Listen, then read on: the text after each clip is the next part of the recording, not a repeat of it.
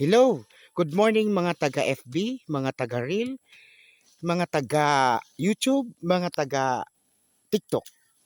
Isang magandang umaga. Ito ngayon kami, ang tawag dito late, na magbabaklas. Ito ngayon si Manay Mirna.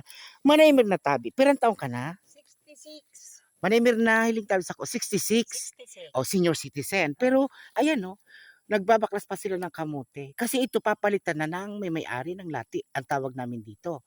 Ngayon, 66, kayang-kaya pang magtrabaho. Pero ito, mas may maedad dito.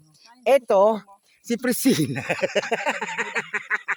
Ayan, may na ano siyang kamote, nakutkot ang tawag dito. Sa kanya na yan, ibibigay na yan may-ari. Priscilla, pirang taong ka na tabi?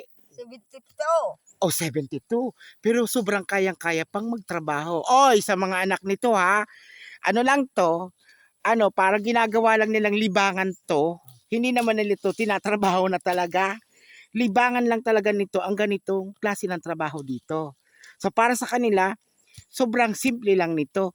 Alam nyo naman, mga taga rito tayo sa Pinya, eto maluwag pa ang babaklasin namin. Pero ako, wala kasing nagbibidyo kaya ako ang nagbibidyo sa kanila. Bati naman Priscilla sa mga anak dyan. Kumustahin mo?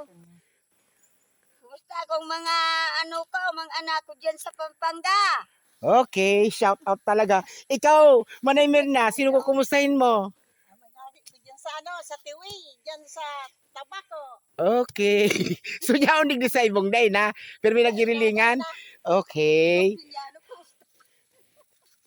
Okay. Tuwan-tuwan sila ba nagbabaklas? Ito na yung mga naano nila. Ay, siya, suni pa. Ayun pa. Uy, Ayun ang pa. ganda ng kamuti ko. Ito yung ano na nila. Ito yung ano na nila. Oh. Ito na. Ito na yung nakuha nila. Ito na. Okay.